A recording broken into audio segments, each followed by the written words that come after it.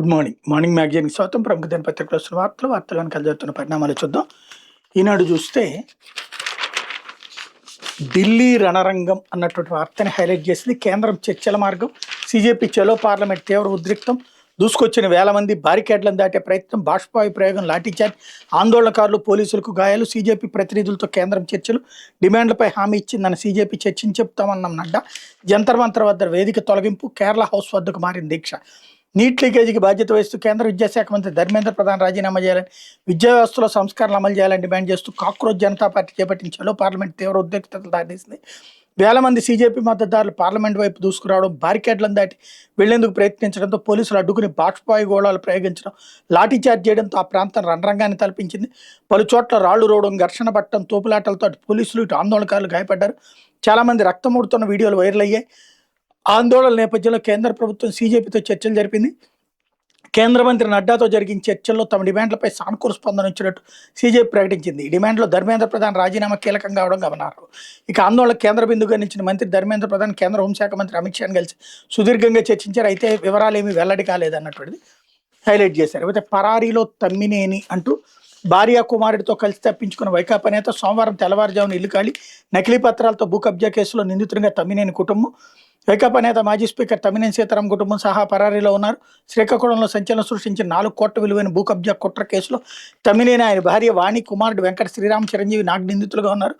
బతికున్న భూ యజమాని చనిపోయినట్టుగా నకిలీ పత్రాలు సృష్టించి ఏకైక వారసురాలంటూ ఒడిశాకు చెందిన మహిళను తెరపైకి తెచ్చి చేసిన భూ కబ్జా కుట్రలో తమ్మినేని కుటుంబం పాత్రను పోలీసులు ఆదివారం బట్టబయలు చేశారు. అప్పటి వరకు ఆముదాల వలసలోని అద్దె ఇంట్లో ఉన్న తమ్మినేని కుటుంబం అంతా సోమవారం తెల్లవారుజామున 3 గంటల ప్రాంతంలో తప్పించుకుని వెళ్ళిపోయారు. ఇంట్లో 2 సొంత కార్లు ఉన్నప్పటికీ ప్రైవేట్గా ఓ ఇన్నోవా కారును రప్పించి అందులో పరారయ్యారు. ఫోన్లు సైతం ఇంట్లోనే పెట్టి వెళ్ళినట్టు తెలుస్తోంది అన్నటువంటి వార్తని హైలైట్ చేశారు. లేకపోతే రిజిస్ట్రేషన్ సేవలకే ఆర్ఎస్కేలు, ప్రైవేటీకరణ వార్తల్లో వాస్తవం లేదు. దీపం 2.0 లబ్ధాలకు నిర్దేశిత తేదీల్లో నగదు జమ, ఆర్టీజీఎస్ సమీక్షలో సీఎం చంద్రబాబు. రిజిస్ట్రేషన్ కార్యాలయాలకు వచ్చే ప్రజలకు మెరుగైన సేవలు అందించేందుకు రిజిస్ట్రేషన్ సేవా కేంద్రాలు ఆర్ఎస్కేని ఏర్పాటు చేస్తున్నట్టు ముఖ్యమంత్రి చంద్రబాబు తెలిపారు. ఈ విషయాన్ని వక్రీకరిస్తూ సబ్ రిజిస్ట్రార్ కార్యాలయాలను ప్రైవేటీకరిస్తున్నారని కొందరు దుష్ప్రచారం చేస్తున్నారని, వాస్తవాలకు ప్రజలకు తెలియజేయాలని అధికారులను ఆదేశించారు. రాష్ట్ర సచివాలయం ఆర్టీజీఎస్ కేంద్రంలో వివిధ శాఖల పనితీరు మీద సీఎస్ సాయిప్రసాద్తో కలిసి సీఎం చంద్రబాబు సోమవారం సమీక్షించారు. ప్రజలకు మెరుగైన రిజిస్ట్రేషన్ సేవలు అందించాలని ప్రభుత్వం భావిస్తోంది. వాటిని మరింత సులభతరం చేసేలా ఆర్ఎస్కేలు ఏర్పాటు చేస్తున్నాం అన్నటువంటి వార్తని హైలైట్ చేశారు. అయితే మద్యం రవాణా కుంభకోణంలో 192 కోట్లు దోచేశారు డొల్ల కంపెనీలు. నకిలీ విక్రయదారులను అడ్డం పెట్టుకుని సొత్తు మళ్లింపు, వాసుదేవరెడ్డి, కొందరు రాజకీయ నాయకులు కుమ్మక్కై కుట్ర, రిమాండ్ రిపోర్టులో సిట్ వెల్లడి. మద్యం రవాణా కాంట్రాక్ట్ కుంభకోణంలో వైకాపా మూట 192 కోట్లు దోచుకుందని సిట్ తేల్చింది. డొల్ల కంపెనీలు, నకిలీ విక్రయదారులు తమకు అత్యంత నమ్మకమైన వ్యక్తులకు సంబంధించిన పెట్రోల్ బంకుల ఖాతాలను అడ్డబెట్టుకుని సొత్తు అంతా దారి మళ్లించిందని గుర్తించింది.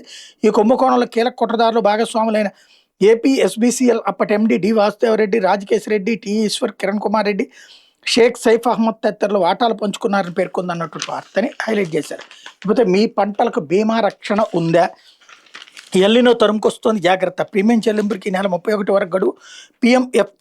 ఎఫ్బీవై పోర్టల్ యాప్ల్లోనూ చెల్లించవచ్చు. ఎల్లినో చుట్టుముడుతోంది. ప్రస్తుత ఖరీఫ్లో పంటలకు బీమా ఉంటే నష్టం నుంచి కొంతైనా బయటపడవచ్చు. బీమా కోసం కార్యాలయాల చుట్టూ తిరగాల్సిన పని లేదు. మీ మొబైల్ ఫోన్లో ప్రధానమంత్రి ఫసల్ బీమా యాప్ని డౌన్లోడ్ చేసుకుని నమోదు చేసుకోవచ్చు అన్నటువంటి వార్తని హైలైట్ చేశారు. లేకపోతే ఆర్ఎస్కేలతో పారదర్శక సులభతర సేవలు, చట్టబద్ధ అధికారాలు, బాధ్యతలు, రిజిస్ట్రేషన్ అధికారుల వద్ద ఫ్రంట్ ఆఫీస్ సేవలకు భాగస్వామి పరిమితం, రిజిస్ట్రేషన్ స్టాంపుల శాఖ ఐఏ అంబేద్కర్ స్పష్టీకరణ. ప్రజలకు ప్రభుత్వ సేవలను మరింత సౌకర్యవంతంగా, పారదర్శకంగా, సమయపాలనతో కూడినటువంటి ఆధునిక సాంకేతికత అందించేందుకే పాస్పోర్ట్ సేవా కేంద్రాల తరహాలో 26 జిల్లాల్లో రిజిస్ట్రేషన్ ఈ సేవా కేంద్రాలను ఏర్పాటు చేస్తున్నట్టుగా ప్రభుత్వం ప్రకటించింది. ఇది రిజిస్ట్రేషన్ సేవలన్నీ ఒకే కేంద్రంలో సమగ్రంగా అందించడం దీని ముఖ్యోద్దేశమని పేర్కొంది. ఆర్ఎస్కేల ఏర్పాటు ఉద్దేశాలను రిజిస్ట్రేషన్ శాంపుల్ శాఖ కమిషనర్ ఐజీ బిఆర్ అంబేద్కర్ సోమవారం ఓ ప్రకటనలో వివరించారన్నటువంటిది హైలైట్ చేశారు. లేకపోతే ఇది చిత్తశుద్ధిపై చిత్తశుద్ధి అంటూ ఒకప్పుడు ముక్కు పుటాలు అదిరేలా దుర్వాసన వచ్చిందంటే నరసరావుపేట శివార్లోకి వచ్చామని ప్రజలు భావించేవాళ్ళు. వైకాపా పాలకులు నిర్లక్ష్యం కారణంగా రోడ్డు పక్కన వ్యర్థాలు పడేయడంతో ఈ పరిస్థితి ఏర్పడింది. 5 ఏళ్లలో ఏకంగా 2 లక్షల టన్నుల చెత్త పెరిగిపోయింది. ఆ తర్వాత కూటమి అధికారంలో రాగానే చెత్త శుద్ధిపై ప్రత్యేక దృష్టి పెట్టింది. ప్రస్తుతం ఇక్కడ 1 కోటి విలువ చేసే 3 మిషన్లతో ప్రత్యేక పద్ధతిలో చెత్త రీసైక్లింగ్ చేస్తున్నారు. ఇప్పటి వరకు 7.37 కోట్లు వెచ్చించి 90,000 టన్నుల చెత్త రీసైక్లింగ్ చేసి ఎరువు ఉత్పత్తి చేశారు. త్వరలో పూర్తి చెత్తను ఎరువుగా మార్చబోతున్నారు అన్నటువంటిది హైలైట్ చేశారు. లేకపోతే కాపు రిజర్వేషన్ సాధనే ముద్రగడకు నిజమైన నివాళి. రాష్ట్రంలో కాపు రిజర్వేషన్ సాధించడం ముద్రగడ నిజమైన నివాళని నాయకులన్న రాజమహేంద్రవరంలోని ఓ హోటల్లో సోమవారం సాయంత్రం నగర కాపు సంఘం ఆధ్వర్యంలో మాజీ మంత్రి ముద్రగడ పద్మనాభం, పిసిసి మాజీ అధ్యక్షుడు జిఎస్ రావులు సంస్మరణ సభ నిర్వహించారు. వివిధ రాజకీయ పార్టీల నాయకులు హాజరై మాట్లాడారు. గతంలో కాపులకు 5% రిజర్వేషన్ విషయంలో తీర్మానం చేసి కేంద్రానికి పంపించామని, అవసరమైతే మరోసారి పోరాటాలకు సిద్ధపడాలని పిలుపునిచ్చారు. ముద్రగడ ఉద్యమంతోనే కాపు విద్యార్థులకి ఉపకార వేతనాలు వస్తున్నాయని అభిప్రాయపడ్డారన్నటువంటిది హైలైట్ చేశారు. లేకపోతే రైమంటూ దూసుకెళ్తే దొరికిపోతారు. ఇకపై జాతీయ రహదారులపై వేగంగా దూసుకెళ్తా ఉంటే కుదరదు. రోడ్డు ప్రమాదాలను ఎవరికి పరిమితికి మించి వేగంగా వెళ్తున్న వాహనాలపై రవాణా స్పీడ్ గన్లతో నిఘా పెట్టబోతుంది. రహదారి పొడవున ప్రతి 10 కిలోమీటర్లకు ఒకటి చొప్పున ఏర్పాటు చేస్తుంది అన్నటువంటి వార్తని హైలైట్ చేశారు. లేకపోతే సాక్షి ఎర్రబుక్కు దారిలో దిగజారినటువంటి కాకి కుండబద్దలు కొట్టిన కేంద్ర హోంశాఖ నివేదిక. 26వ స్థానానికి పడిపోయిన ఆంధ్రప్రదేశ్ పోలీసుల పనితీరు.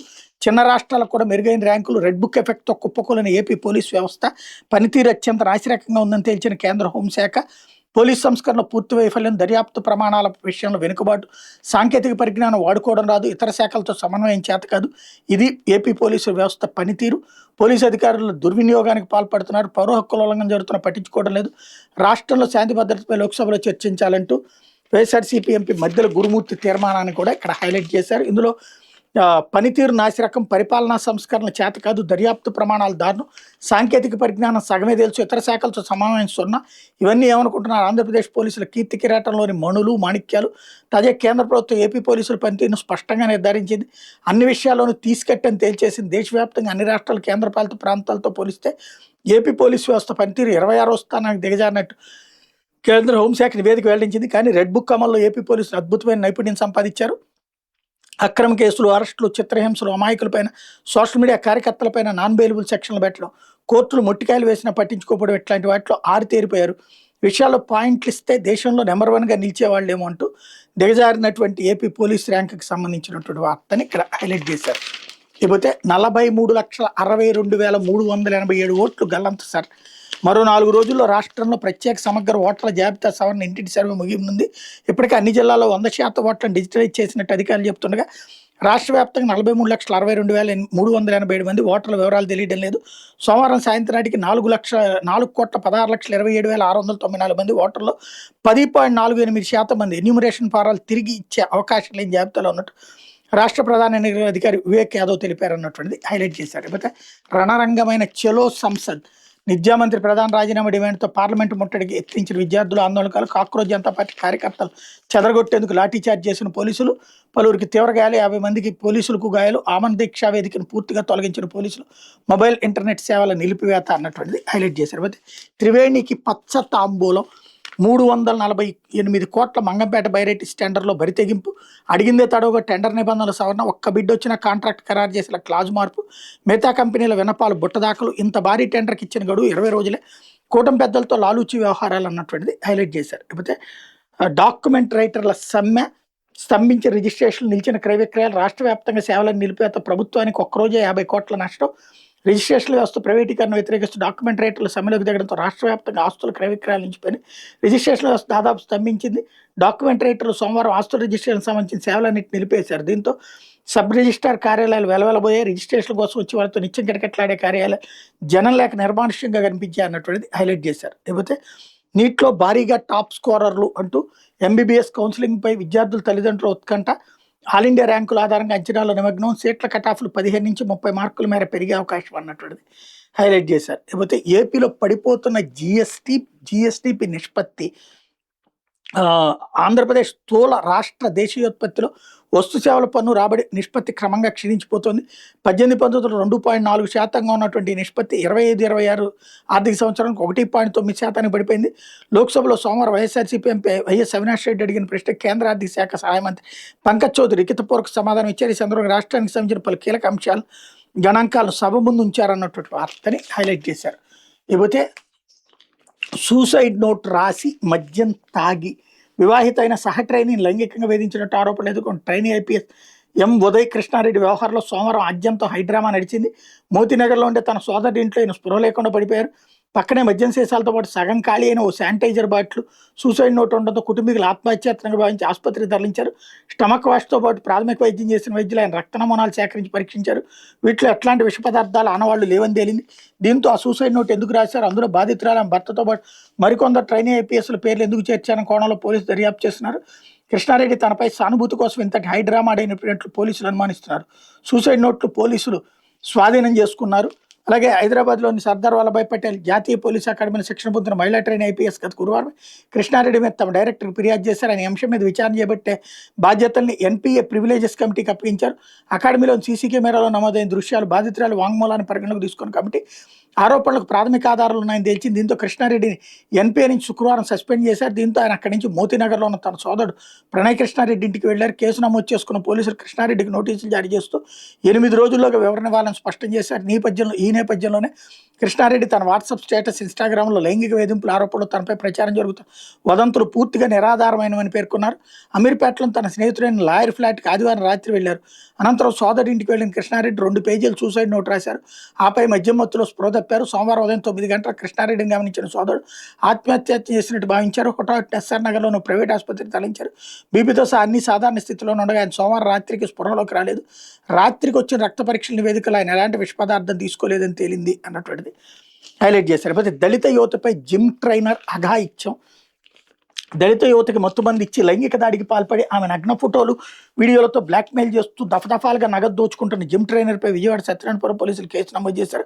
విజయవాడ సీతారాంపురానికి చెందిన దళిత యువతి ప్రైవేట్ పాఠశాలలో టీచర్గా పనిచేస్తుంది. గత ఏప్రిల్లో ఆమెకు ఇన్స్టాగ్రామ్ ద్వారా దేవీనగర్కి చెందిన షేక్ అబ్దుల్ ఖాదర్ పరిచయం అయ్యాడు. తాను జిమ్ ట్రైనర్ అని లావు తగ్గించి సనబడేలా చేస్తాను మాటలు కలిపాడు. తాను పనిచేస్తున్న సత్యనారాయణపురం రాక్ ఫిట్నెస్ వరల్డ్ జిమ్కి రమ్మని పిలిచాడు. అతని మాటలు నమ్మిన యువత అక్కడ చేరింది. కొద్ది రోజుల తర్వాత తనకు సమీపంలో ఒక హోటల్లో రూమ్ ఉందని, అందులోనే ప్రోటీన్ షేక్లు ఉన్నాయని, అక్కడికి వస్తే వాటిని ఇస్తానని నమ్మించి తీసుకెళ్లాడు. రూమ్లో సిద్ధంగా ఉంచిన ప్రోటీన్ షేక్ తాగమని ఇవ్వడంతో ఆమె తాగింది. తాగిన కొద్దిసేపటికి యువత మత్తులో జారుకుంది. 3 గంటల తర్వాత మెలకు వచ్చి చూస్తే తన ఒంటి మీద దుస్తులు లేకుండా ఉండడంతో భయంతో కేకలేసింది. ఇదంతా ఇక్కడ కామన్, నా దగ్గర నీ న్యూడ్ ఫోటోలు, వీడియోలు ఉన్న విషయం ఎవరికని చెప్తే వాటిని సోషల్ మీడియాలో పెడతానని అబ్దుల్ ఖాదర్ బెదిరించి పలుమార్లు లైంగిక దాడి చేశాడు. అనంతరం తనకు ఐఫోన్ కావాలని, డబ్బులు కావాలంటూ బ్లాక్మెయిల్ చేయడంతో అన్నీ చేసింది. అయినా ఆమెను వదలకుండా బ్లాక్మెయిల్ చేస్తూ వేరు చోట్ల అత్యాచారం చేశాడు.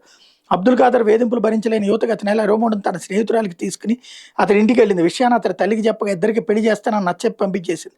ఆ తర్వాత నుంచి మాట మార్చి కులం ప్రస్తావన తెస్తూ దుర్భాషలాడేది. మరోవైపు నిందితుడు తన ఫోన్లో నగ్న ఫోటోలు, వీడియోస్ని జిమ్లో ఇతరులకు చూపిస్తుండడంతో బాధితురాలు ఆదివారం రాత్రి పోలీసులు ఫిర్యాదు చేసింది. అబ్దుల్ ఖాదర్ పరారీలో ఉండటంతో అతని కోసం పోలీసులు గాలిస్తున్నారు అన్నటువంటిది హైలైట్ చేశారు. సత్యనారాయణపురం అంటే బ్రాహ్మణ సామాజిక వర్గం ఎక్కువగా ఉండేటటువంటి చోట్లన ఒక ఆస్పెక్టు. ఇంకోటి ఈ ఖాదర్ గారేంటో, ఈ దళిత యువత మీద వేధింపులు ఏంటో, ఎక్కడికి వెళ్తున్నది దేశము, ఎక్కడికి వెళ్తున్నది ఇలాంటి వ్యవహారాలు అన్నదే అర్థం కావట్లేదు. ఇంకోటి ఆంధ్రజ్యోతి కథం తొక్కిన కాక్రోచ్ అంటూ సీజేపీ పిలుపుకి యువత నుంచి అనూహ్య స్పందన. చలో సంసద్కి తరలి వచ్చిన వేల మంది, పెద్ద సంఖ్యలో పాల్గొన్న తల్లిదండ్రులు, సీనియర్ సిటిజన్లు. పోలీసులు లాఠీచార్జ్, బాష్పాయి ప్రయోగం, నిరసనకారులకు తీవ్ర గాయాలు, ఆసుపత్రికి తరలింపు, బ్యారికేడ్లను దాటికెళ్లిన యువత, పోలీసులపైకి రాళ్లు, తోపులాట్లో పలువురు పోలీసులకు గాయాలు, ఇంటర్నెట్ బంద్, అదుపులో 70 మంది. కేసు నమోదు. కేంద్ర ఆరోగ్య మంత్రి నడ్డాతో సీజేపీ ప్రతినిధులు చర్చలు. ధర్మేంద్ర ప్రధాన్ రాజీనామా చేయాల్సిందని స్పష్టీకరణ. చర్చించి చెప్తా నడ్డా. పోరు కొనసాగుతోంది సీజేపీ అన్నటువంటిది హైలైట్ చేశారు. ఆక్వాని ఆదుకోండి, సోయాబీన్ మిల్ దిగుమతికి అనుమతి ఇవ్వండి, ఫిష్ మిల్ ఎగుమతిని నియంత్రించండి, ఎఫ్సివి పొగాకు ఎగుమతిని ప్రోత్సహించండి, ఏరియేటర్లు ప్రాసెస్ చేయని పొగాకుపై జీఎస్టీ తగ్గించండి, కిసాన్ క్రెడిట్ కార్డుపై 1 టైం టాప్అప్ ఇవ్వండి. 3 కేంద్ర మంత్రులకు సీఎం చంద్రబాబు లేఖలు ఢిల్లీలో ఆయా మంత్రులకు అందజేసిన రాష్ట్ర మంత్రులు అన్నటువంటిది హైలైట్ చేశారు. భూములు ఇచ్చిన ప్రతి రైతుని విమానం ఎక్కిస్తాం. 1న ఉత్తరాంధ్ర అంతటా ఉత్సవ వాతావరణం కనిపించాలి. ప్రధానికి అఖండ స్వాగతం పలికేలా కార్యక్రమాన్ని రూపొందించాలి. భోగాపురం విమానాశ్రయ ప్రారంభం అత్యంత వైభవంగా జరగాలి. సీఎం ప్రధాని మోడీ పర్యటన ఏర్పాట్లపై చంద్రబాబు ఉన్నత స్థాయి సమీక్ష అన్నటువంటిది హైలైట్ చేశారు. లేకపోతే బావ కమిషన్లు, బావమరిది ఖాతాలు అంటూ అడ్డగోలుగా మద్యం రవాణా టెండర్ల మార్పు, అనుకూల సంస్థలకు వాసుదేవరెడ్డి కాంట్రాక్టులు, కమిషన్ల డబ్బు బావమరిది ఖాతాలో జమ, ప్రభుత్వ ఖజానాకు 192 కోట్ల నష్టం, సిట్ 37 పేజీల రిమాండ్ రిపోర్ట్లు వెల్లడి, అందులో కారుమూరి సునీల్, కసిరెడ్డి పాత్ర అన్నటువంటిది హైలైట్ చేశారు. లేకపోతే 81 మంది నుంచి వేల ఫిర్యాదుల ఏంది బాసు సంగతి. ప్రభుత్వ సేవలకు సంబంధించి ఎవరికైనా 4-5 సమస్యలు ఉంటే వాటిపై ఫిర్యాదు చేయడం సహజమే. కానీ విచిత్రంగా రాష్ట్రంలో కొంతమందికి వేల కొద్ది సమస్యలు ఉంటున్నాయి. ఈ సమస్యలు కాగితంపై రాసి ప్రభుత్వ కార్యాలయాల్లో ఫిర్యాదులు కూడా చేస్తున్నారు. రాష్ట్రంలో ప్రభుత్వ శాఖల సేవల మీద అలా వందల వేల సంఖ్యలో ఫిర్యాదులు చేస్తున్న వాళ్ళు 81 మంది ఉన్నారని ప్రభుత్వం గుర్తించింది. ఇటీవల ఆర్టీఐ పేరుతోనూ కొందరు అధికారులు ఇబ్బంది పెడుతున్నారు అన్నటువంటి వార్తని హైలైట్ చేశారు. అయితే వైసీపీ నేతలకు భూ సంతర్పణ గతంలో సీకే దిన్న తహసీల్దార్గా విధులు, ఆ టైంలో ప్రభుత్వ భూములు దారాదత్తం, జగన్ మేనమామ రవీంద్రకు నమ్మిన బంటూ వైసీపీ నేతలతో కలిసి రియల్ ఎస్టేట్ బిజినెస్, నిషేధిత భూములకు పట్టా ల్యాండ్గా మార్పు, 50 కోట్ల విలువైన భూములు అప్పగింత, అప్పట్లోనే ఆంధ్రజ్యోతి వరుస కథనాలు, సస్పెండ్ చేసి సరిపెట్టిన జగన్ సర్కార్ కూటమయంలో సీరియస్ మళ్లీ విచారణ, అక్రమాల గుట్టురట్టుతో పోలీస్ కేసు నమోదు అన్నటువంటిది హైలైట్ చేశారు. లేకపోతే తప్పిపోయి జొన్న చేనులో నిద్రపోయి చిన్నారి మిస్సింగ్ టెన్షన్, తునిఘాటంతో నంద్యాల పోలీసులు అప్రమత్తం, ఎస్పీ సహా రంగంలోకి 200 మంది పోలీసులు, రాత్రంతా డ్రోన్లతో ముమ్మరగా అలసిపోయి జొన్న చేనులో నిద్రించిన ప్రణవి గుర్తించిన పోలీసులు తల్లి చెంత క్షేమంగా అన్నటువంటి వార్తని హైలైట్ చేశారు. లేకపోతే జత్వాని బ్లాక్మెయిల్ వాస్తవం, ఆమెపై ఆ ముగ్గురు ఐపీఎస్లు తప్పుడు కేసు పెట్టింది వాస్తవమే. అవునా, ముంబై మోడల్ నటి కాదంబరి జత్వాని అమాయకురాలు కాదా, బ్లాక్మెయిల్కి పాల్పడి డబ్బులు వసూలు చేస్తే మరి తప్ప ఆమెదైతే ఐపీఎస్ల మీద ఎందుకు సస్పెండ్ చేసి, ఇది తాజా చర్చ. వైసీపీ నేత కుక్కల విజయసాగర్కి నీ జత్వాని బ్లాక్మెయిల్ చేసినట్టు సిఐడి తేల్చింది, ఛార్జ్షీట్ కూడా దాఖలు చేసింది. అయితే ఈ కేసు వేరు, ముగ్గురు ఐపీఎస్ల మీద చర్యల కారణమైన కేసు వేరు. ఒక కేసులో ఆమె నిందితురాలు కాగా మరో కేసులో ఆమెతో పాటు ఆమె తల్లిదండ్రులు బాధితులు. చట్టం తన పని తాను చేసుకుపోతుంది అన్నట్టు సిఐడి తన పని తాను చేసింది. జత్వాని కేసులో ఉన్న విషయాలను ఉన్నట్టుగా తేల్చి చర్యలు తీసుకుంటుంది. తాజా పరిణామాలతో తలెత్తుతున్న సందేహాల ప్రశ్నలపై ప్రభుత్వం వివరణ ఇచ్చింది. ఈ పనికి మాలిన వివరణని హైలైట్ చేస్తా, రాసేవాడికన్నా సిగ్గు ఉండాలి, ఇచ్చినటువంటి వాళ్ళకన్నా కాస్త ఏదైనా ఉండాలి. ఎందుకంటే ఈ కేసులో అరెస్ట్ చేస్తే దాని మీదనే యాక్షన్ తీసుకుని అరెస్టులు చేసి జైళ్లలో పెట్టి పోలీసు అధికారిని మళ్ళీ దాన్ని కవర్ చేయడానికి అర్థం పర్థం లేనటువంటి స్టేట్మెంట్లు ఇచ్చుకుని ఎవరిని మోసం చేయడానికో ఆలోచించుకోవాల్సింది. ఇది దినపత్రికలో వచ్చిన వార్తలు వార్తలను కలిసి పరిణామాలు.